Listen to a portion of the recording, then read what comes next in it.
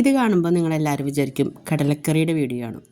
പക്ഷേ കടലക്കറിയുടെ റെസിപ്പിയല്ല ഞാൻ പറയുന്നത്. ആദ്യമായി ചിക്കൻ കറി ഉണ്ടാക്കിയ റെസിപ്പിയാണ് ഞാൻ പറയാൻ പോകുന്നത്. നിങ്ങൾക്ക് ആർക്കും ഈ റെസിപ്പി കിട്ടില്ല. എൻ്റെ സ്വന്തം റെസിപ്പിയാണ്. ഇത്രയും ടേസ്റ്റി ആയിട്ടുള്ള റെസിപ്പി വേറെ എവിടെ ഉണ്ടാവില്ല. ഞാൻ കല്യാണം കഴിഞ്ഞത് എൻ്റെ 19ാമത്തെ വയസ്സിലാണ് എൻ്റെ കല്യാണം കഴിഞ്ഞത്. ആ വർഷത്തെ ഈസ്റ്ററിനെ ഹസ്ബൻഡിൻ്റെ ചേട്ടൻ്റെ ഭാര്യ നന്നായി കുക്ക് ചെയ്യും. അപ്പോൾ ആൾ ബീഫ് വരട്ടി വെച്ചു, മീൻ കറി വെച്ചു, മീൻ വറുത്തു. അപ്പോൾ ചിക്കൻ എന്നോട് വെക്കാൻ പറഞ്ഞു. ഒന്നും തന്നെ ചിക്കനെ കുറിച്ചിട്ട് ഒരു ABCD അറിയാത്ത ഞാൻ ചിക്കൻ കഴിക്കാൻ മാത്രമേ എനിക്കറിയായിരുന്നുള്ളൂ.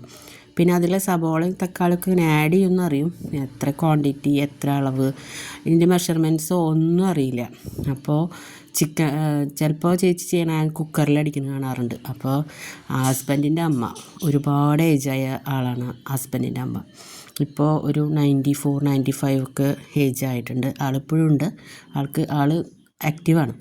അപ്പോൾ ആൾക്ക് ഇതിനെക്കുറിച്ചിട്ട് വലിയ ധാരണയില്ല എന്നൊന്നും, കുക്കറിൽ എത്ര കറി വയ്ക്കുക അങ്ങനത്തെ കാര്യങ്ങളൊക്കെ. അപ്പോൾ എന്നോട് പറഞ്ഞു, മോള് കുക്കറിൽ കറി വയ്ക്കാം നമുക്ക്, അപ്പോൾ ഉപ്പും മഞ്ഞൾപ്പൊടി ഇട്ടിട്ട് ചിക്കൻ വേവിച്ചോ, കുക്കറിൽ ഇട്ടോളാൻ പറഞ്ഞു. ഓക്കെ. അപ്പോൾ എന്നോട് പറഞ്ഞു വെള്ളം ഒഴിക്കണം. വെള്ളം ഒഴിച്ചു. 2 ഗ്ലാസ് അങ്ങോട്ട് വെള്ളം ഒഴിച്ചു എന്ന് തോന്നുന്നു, എനിക്ക് കറക്റ്റ് ഓർമ്മയില്ല. 2 ഗ്ലാസ് വെള്ളം ഒഴിച്ചു, ചിക്കൻ വേവിച്ചു, 1 വിസിലടിച്ചു. അപ്പം അമ്മ പറഞ്ഞു ഒന്ന് പോരാ, ഒരു 2 കൂടി അടിച്ചോട്ടെ. ഓക്കെ.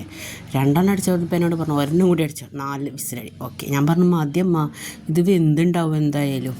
അപ്പോൾ വിസിലടിച്ചു, നിർത്തി.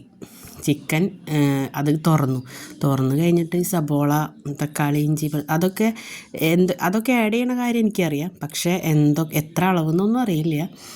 എന്നിട്ട് ഇതൊക്കെ വെച്ചു. ചിക്കനും എല്ലും വേറെ വേറെയായി.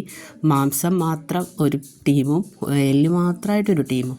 അങ്ങനത്തെ നല്ലൊരു ചിക്കൻ കറി ഞാൻ കല്യാണം കഴിഞ്ഞ് ഫസ്റ്റത്തെ ഈസ്റ്ററിന് വെച്ചിട്ടുണ്ടായിരുന്നു.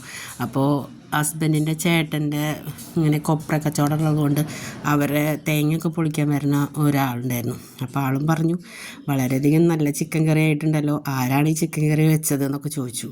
അപ്പോൾ ഞാൻ നന്നായി അഭിമാനിച്ച ആദ്യത്തെ ചിക്കൻ കറി ആയിരുന്നു എന്ന്.